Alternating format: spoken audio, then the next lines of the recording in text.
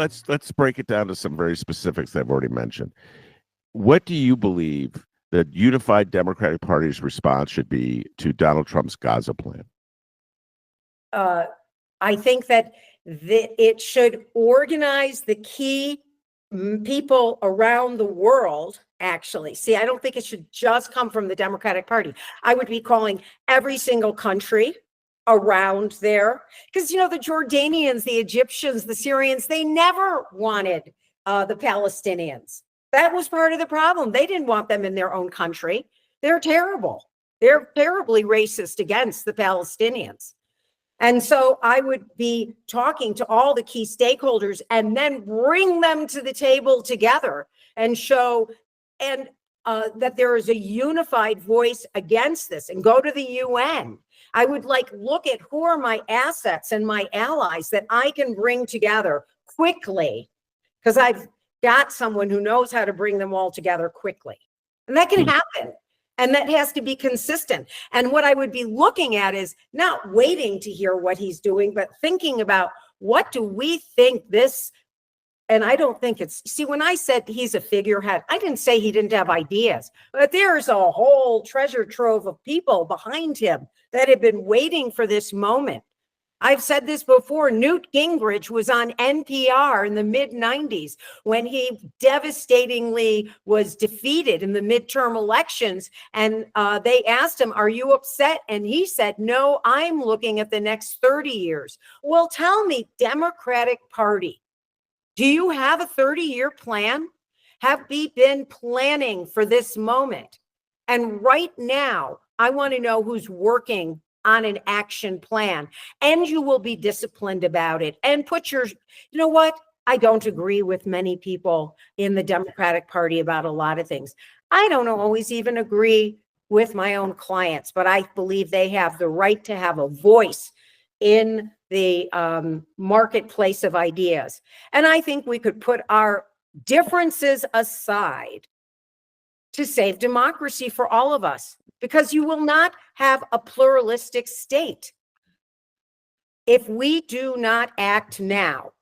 And I want to see some senators go to jail. I want to see them stand up, U.S. senators, and say, we will not do this. I want to see who really cares about what it means to be a Democrat. Being an elected official is a privilege. You get to fly all over the world. You get staff. You get to meet all these famous people. You get to be in the papers and be a celebrity. Well, pay up now. I want to see all of you, and I don't give a shit what you think about me. Because I am nothing in this scheme of this, but you have power. So I have called every single elected official I know in Congress. I have called every consultant I know. And you know what I'm asking them? Then I'm saying, hi, it's Laurie. And I'm like, so just curious, little concerned about what's going on here.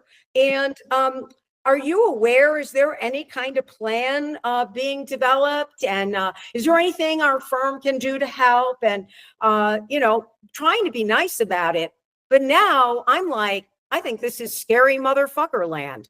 And I want to know exactly what is going on. I have been a Democrat all my life.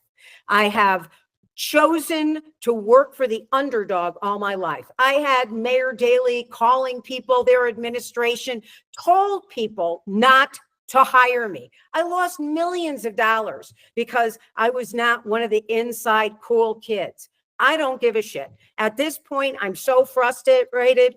I want to know. I don't care. What are you doing, guys? And I'm happy. Call, write, text, carrier pigeon. I think the American public needs to know what you're going to do now. All right. Well, so going back to the question I asked you about Gaza, that's a classic wedge issue in the Democratic Party. Because Gaza, they're not going to go into Gaza and turn it into Mar-a-Lago.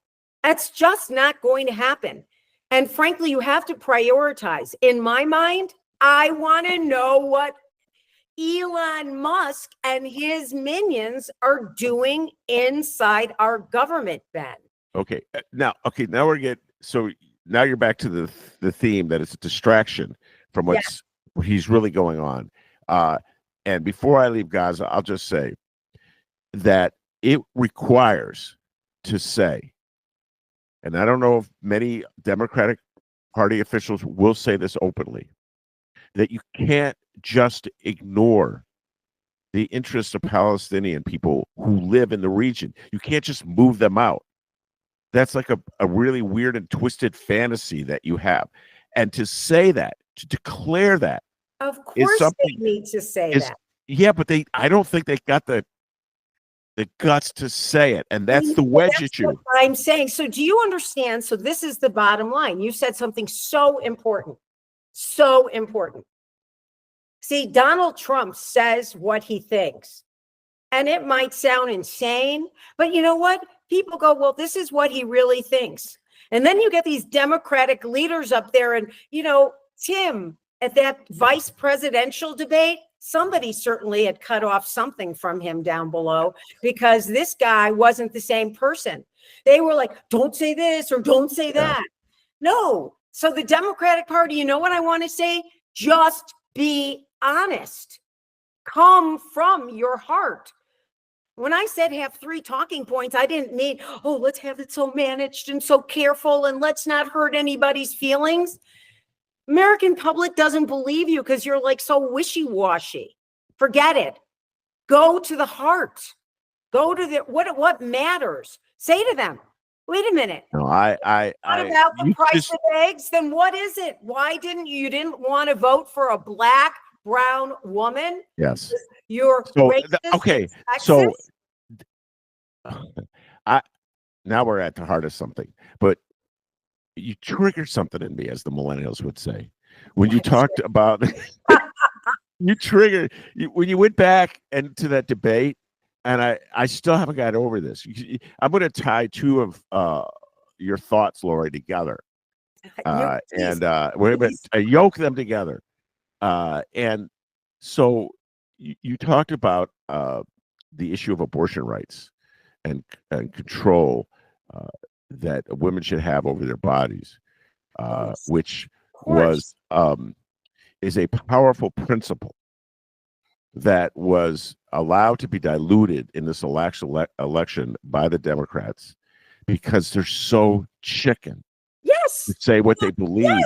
And so when both Donald Trump and J.D. Vance uttered that absurdity that the American people loved this Dobbs decision because they wanted to get rid of Roe, which is completely untrue.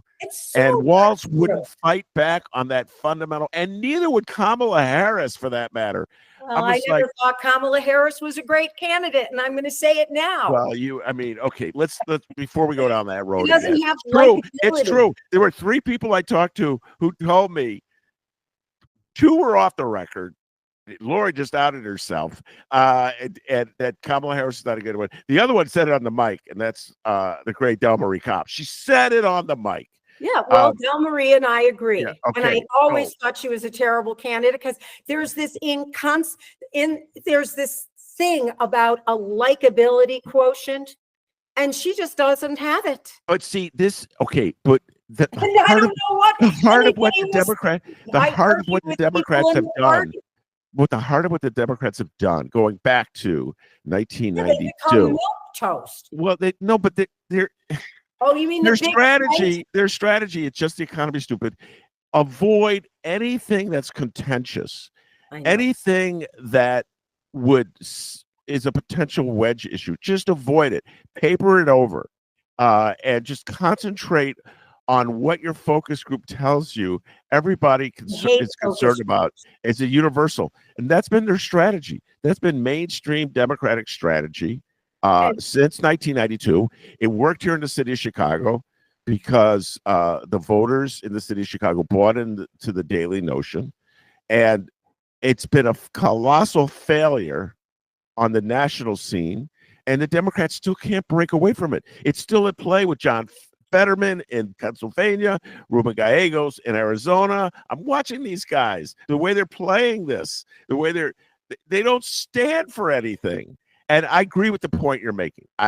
When Tim Walz and Kamala Harris went out on the abortion issue, which was their issue, and conceded it to Trump and Vance, I was like, man, this is also what I want to say, it's both that, which is nobody going to just say what they think. Yeah. And they just don't believe in organizing. And I know they don't. They're just like, oh, the nice little organizers. They defunded organizing. Look at Barack built a team and was instrumental to his victory. And the first thing they did was defund it. They don't believe in organizing because the things that most of the organizers are organizing about, they don't believe in. No, because they wanted him to play an inside game. That's the same thing. Exactly. And that's the same thing. It's just a different way of phrasing the same thing. They don't believe in the issues.